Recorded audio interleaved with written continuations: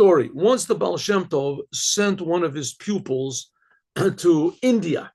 He told him to go to India and that he would know what to do when he got there. Would know what to do when he got there. It was very important that he should go. So this pupil got on a ship and he went to India. And about a week into the travels,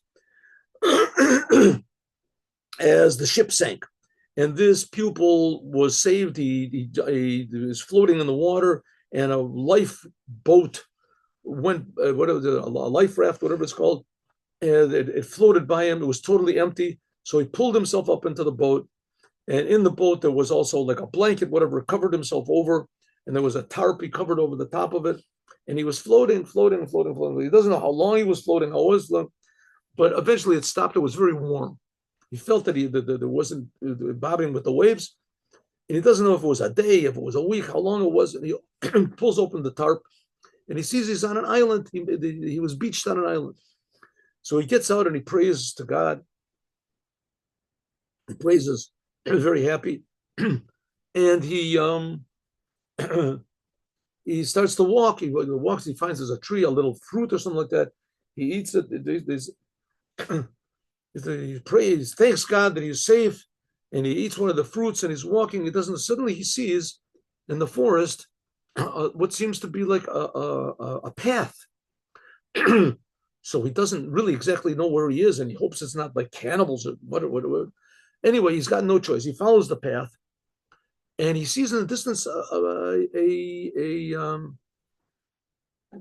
house. So he goes up to the house, and he sees it's empty. There's nobody. There's furniture there, and there's everything. And he sees there's a mezuzah on the door. So he knocks on the door, hello, and the door opens up on its own. Is there anybody here? Nobody's there. So he walks a little bit further. He sees there's a town. There's a town. This person was just on the outskirts of the town. And every door he knocks on, he wants to know where he is. There's a mezuzah on the door, and it's empty. Everything is empty. He knocks on the door opens up on its own. He goes, there's a sort of a store over there. He goes into the store, the door is open. There's like some sort of bread or something like that. So he takes it, he writes down in Hebrew, he writes down, this is what I owe you. I took bread. And he eats it. He's very tired. And he goes into one of the houses. He writes a note that in Hebrew, Chassid shall Baal Shem Tov, Yoshen B'Cheder, Lo Lefacher, or something like that. He puts on the don't be afraid, puts on the door. So he goes to sleep. He's tremendously tired. Suddenly he's awoken, he's waked up, what is it good? Awakened by a noise. People, he looks out through the window or and he sees the street is filled with people, and they're all walking, hurry, they're going, and they're all dressed like, sort of like Arabs, they all have these long sort of togas on, and they have like, kippas on their head that are sort of like a turban. So he goes out on the street and says, Shalom Aleichem, Shalom Aleichem. And the person says, Ein Zman, Shabbat. I haven't got any time, it's going to be Shabbat. So he says, well, Eifo, where am I? Where am I found? He says, no, Shabbat. Somebody says to him, have you been to the mikveh? He said, no, I haven't been to the mikveh. Where are we? He says, we haven't got any time, come. So he goes with them to the mikveh. The person says, you have any clothes, your garments? He says, I don't have any garments. I'm here. Tell me, where am I? But he says, we haven't got time to explain. He says, here, take my garments. I'll go home and I'll get new garments. Take my garments.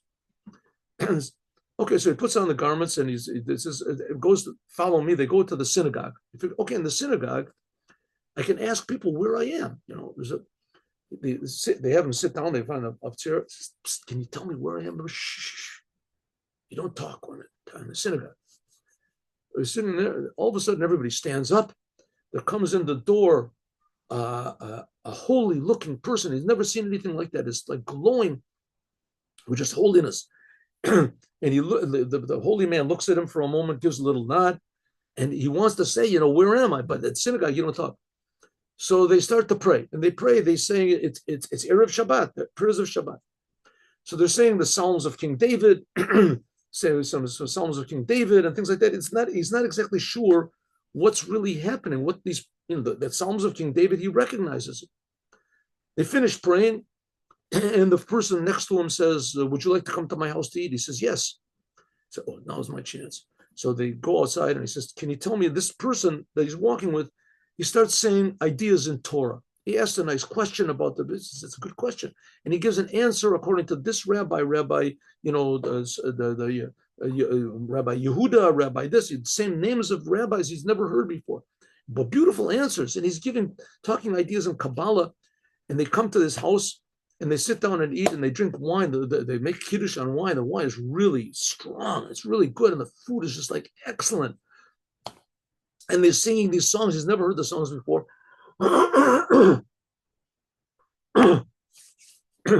And I forgot to tell you that in the nighttime of the prayers they were singing, the prayers that they were singing was on this like, angelic sort of singing. He's never heard anything like it before.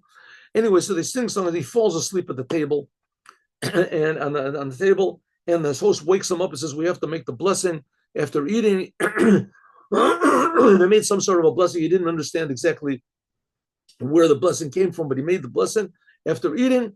And they said, lay down and go to sleep. And he went to sleep. In the morning, he woke him up in the morning and they ran to the mikveh. Anyway, the whole day passed like this. And he didn't have a time to ask anybody. And he went to the synagogue, beautiful singing, and he went to eat and he heard the words of Torah and etc. And the whole day, he hasn't got a chance to really ask anybody.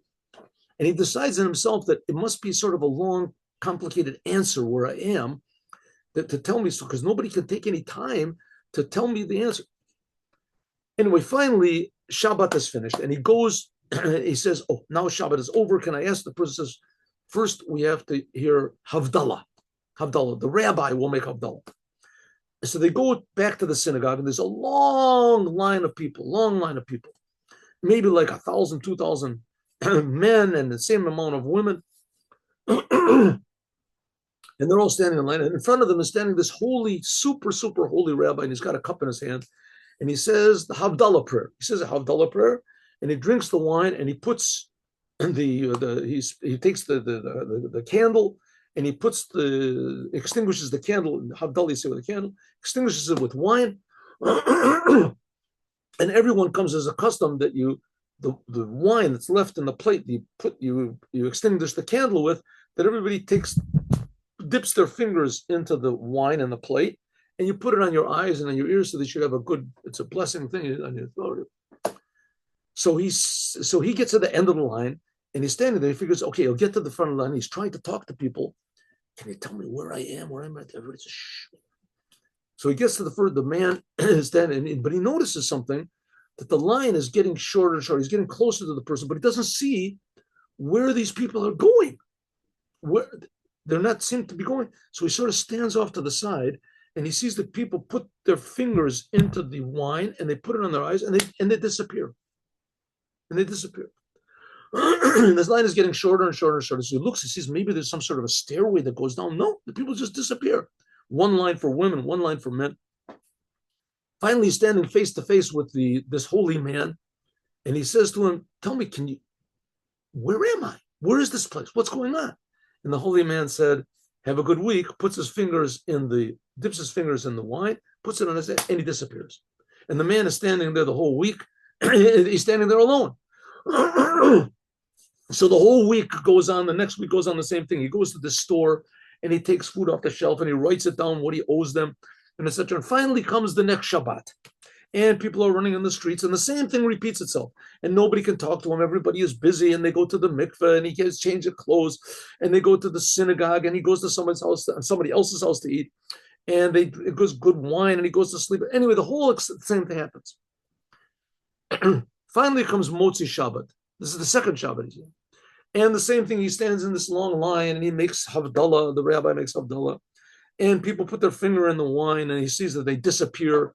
And he's at the back of the line, and he gets closer and closer to this tzaddik. He's already got a plan. So he gets face to face with the tzaddik, and he says, where am I? And the tzaddik said, have a good week, puts his finger in the wine, and he grabs onto the tzaddik, to this holy man's arms, and he says, I'm not letting you go until you tell me, where am I? What is going on here? What is happening? So the rabbi, this holy rabbi looks back at him, and he says, okay, I'll tell you. I have my word. Let my hands go, I'll tell you. your word, this is my word. He says, see these people that you see here?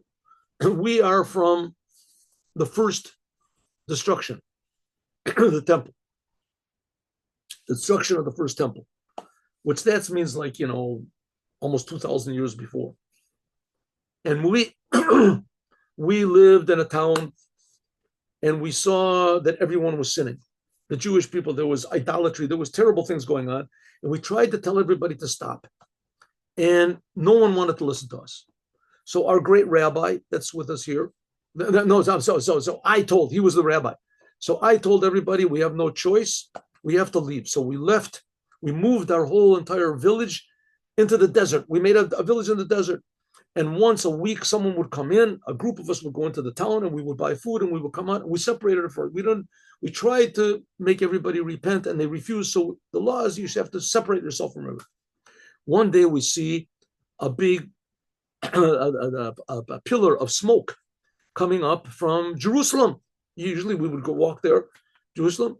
And one of us went to see what happened. He came back and he said, Jerusalem has been destroyed. The temple has been destroyed.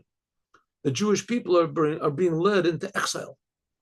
And we heard this, and everyone went into tremendous, deep depression, melancholy.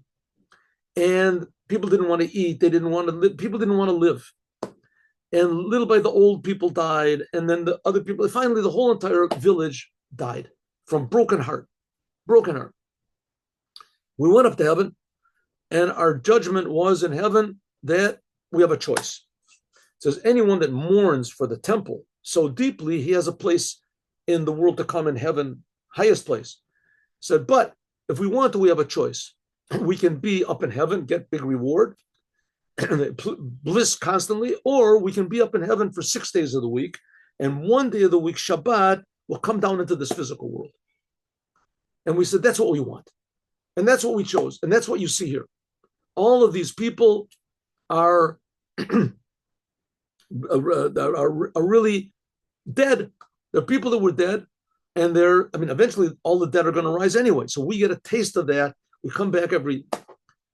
So the man said, "That's right." Our Chassid said, "Okay, but so what?" He said, "Okay, I'll tell you what's this got to do with you. You're not here just by accident.